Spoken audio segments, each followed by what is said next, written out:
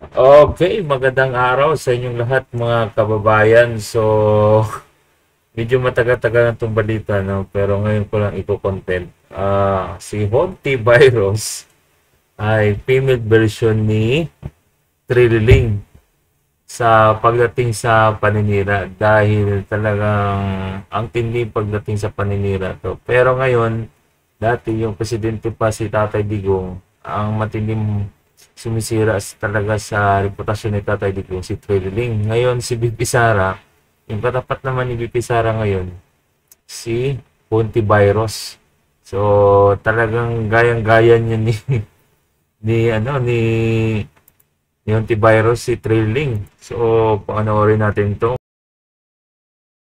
Si Risa Hontiveros is a female version of a Sonny Trillanes. Makikita ninyo sa kanilang mga sinasabi, hindi ko lang alam kung sinasadya nila na hindi nila ginagawang sekreto na politika ang motibo nila, pero pareho yan sila, si Sonny Trillanes at si Risa Hontiveros. That's a male version and a female version of an example of a politician who's going after the Dutertes. And syempre backed up by sila by pahiram na ng term ni Senator Zubiri, powers that be. So, ayan, grabe no. Nakakatawa yung female version. So, panoorin natin yung buong balita mga kababayan para lalo pa natin ma-enjoy yung buong detalye ng balitang ito. So, let's watch this. Sa mga kritiko ng pangalawang Pangulo, abay, itong si Senator Risa Hontiveros at inilarawan nga ng Vice Presidente sa kanyang nagdaang press conference na isang female version ni Sonny Trillanes, si Senator Risa Hontiveros. At anya, ay ito'y mga politikong obsessed na pabagsakin ang mga Duterte. Pagbibigay diin ni VP Sara, wala silang ibang motibo kundi ang mamulitika lang. Narito ang balita ni Jason Rubrico. Maliwanag pa nga sa sikat ng araw, kaya't kitang-kita ang pagiging obsessed ng mga politiko na pabagsakin ang mga Duterte. Yan mismo ang sinabi ni Vice President Sara Duterte sa panayam ng SMNI News sa kanya, kasunod ng naging pahayag ni Senador Risa Hontiveros na hanggat siya ay nasa pwesto ay nananatili umanong banta ang pagbabalik ng mga Duterte sa kapangyarihan.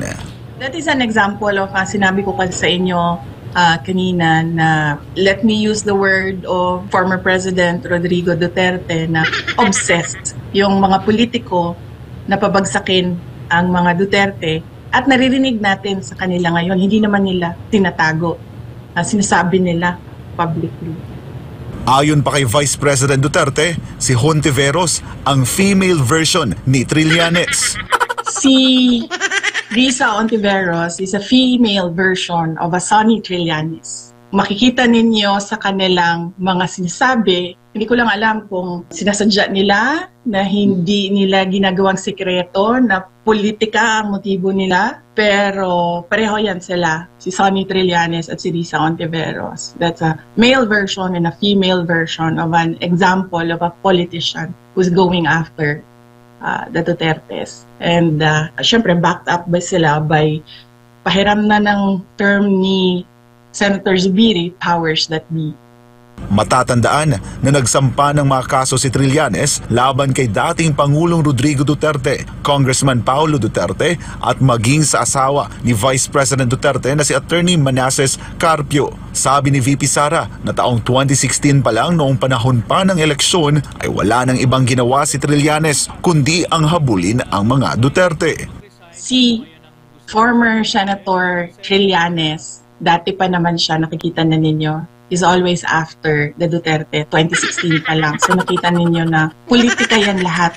Wala na yan siyang ibang motibo, kundi politika lang. Klaro naman yan, nung nakita niya na mananalo na si Pangulong Duterte noong 2016, ay hinabol na niya si President Duterte at yung buong pamilya ngayon. Samantala, kamakailan lang ay sinabi ni VP Sara sa isang pahayag na ang Pilipinas ay pinamumunuan ngayon ng mga taong walang katapatan sa trabahong kanilang sinumpaan. Pero sino ba ang tinutukoy ng pangalawang Pangulo? Kung sino yung nakikita ninyo nagre-react publicly and privately sa mga sinasabi ko, yan yung mga tao na natatamaan sa mga sinabi ko sa statements ko kahapon. Yung hindi tapat sa serbisyo, hindi tapat sa kanilang trabaho at hindi tapat sa pagsisilbi sa taong bayan ng Pilipinas. Kung mayroon kayo naririnig na nagre-react privately, nag-off the record, or yung meron kayo nababasa dahil nagpapa-interview, tinatamaan yan sila kaya nagre-react. Sa gitna ng napakainit na politika sa Pilipinas, may payo naman ang pangalawang Pangulo sa mga opisyal ng gobyerno. Napakainit na politika, exciting yan sa mga politicians pero masama yan sa bayan. Diba? So ang advice ko, number one, sa ating mga government officials, sa ating mga politicians, at sa mga ordinaryong mamamayan, tutukan natin ang trabaho natin. Paulit-ulit ko yan sinasabi noon. Kahit nasa DepEd pa ako, pasimple lang ako na nagsasabi na hilan muna natin yung politika. Wala namang eleksyon Bakit hindi natin tutukan yung trabaho natin para nakikita ng taong bayan na we are faithful to our oath of office. Sa huli, sinabi ni Vice President Sara Duterte na dapat ang pamamahala ng gobyerno ay para sa bayan, para sa Diyos at sa Pilipinas kung mahal. Ako si Jason Rubrico, SMNI News. Linawin natin, sa demokrasya, tama na may mga pumupula sa mga politiko. Pero ang mali kasi, yung mga pumupula, gaya kapag ikay halal, meron kapag ibang katungkulan. So ang tanong, bukod dun sa pulaan mo mga Duterte, ano ba bang ginagawa mo? Diba? Ang mali, kung uubusin mo yung panahon at saka yung resources ng gobyerno para nga pulaan ng pulaan yung gusto mong pulaan. Pero dapat naman, pagdating sa achievement, tingnan natin kung meron kang nagawang iba. Kung ikaw ay mambabatas, ano ba yung mga panukalang batas na isinusulong mo ngayon? Bukod dun sa para siraan ng mga Duterte, di ba?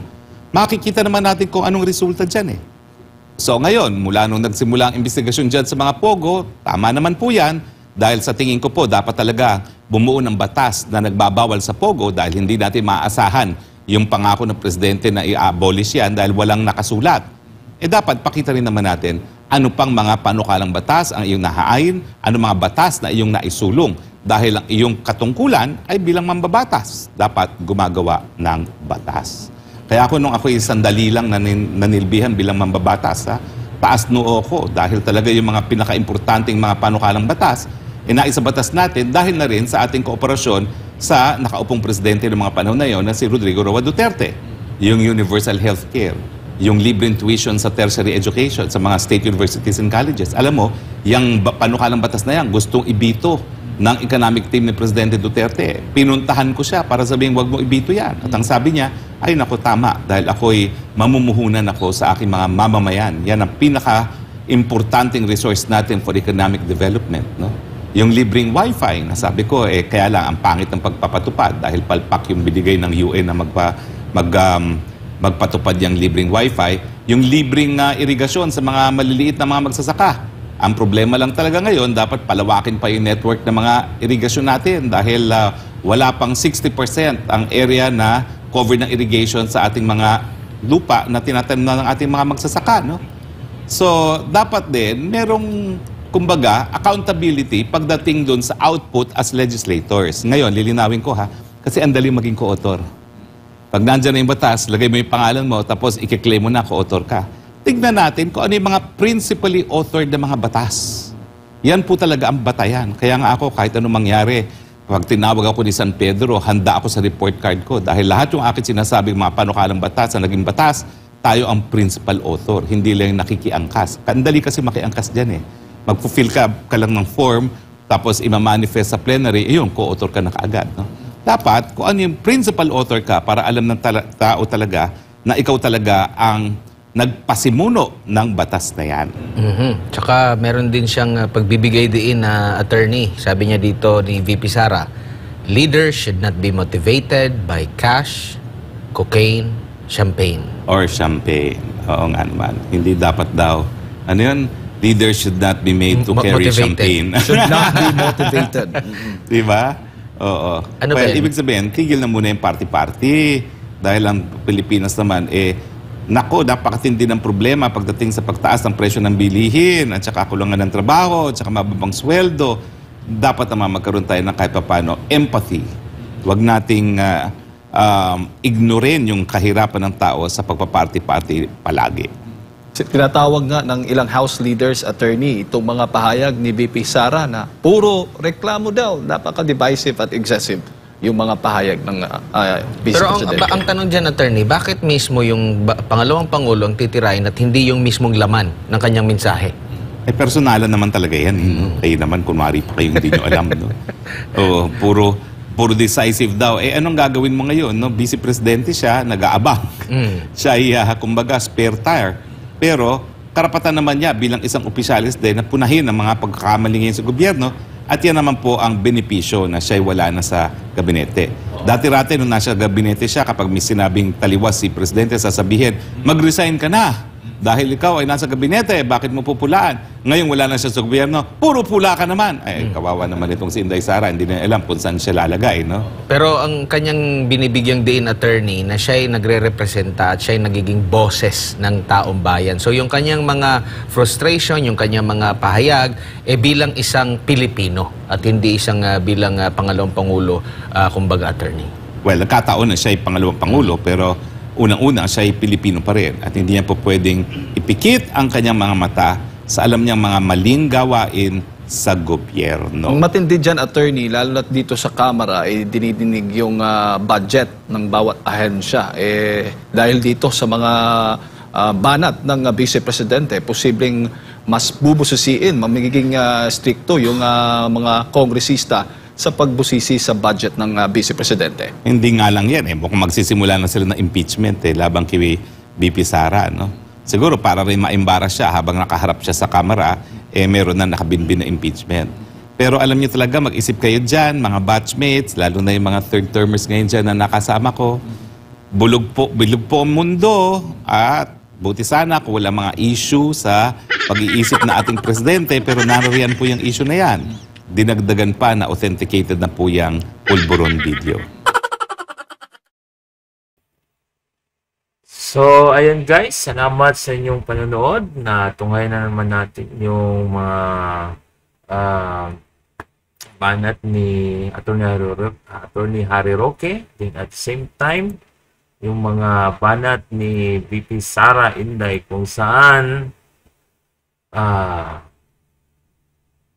female version ni Trilliling sa paninira ni Dr. Pusi Hontiveros. Okay, so salamat sa inyong panonood. Huwag niyo kalimutan i-subscribe, i-like at i-share ang video ito. So magandang araw po. God bless po. Peace.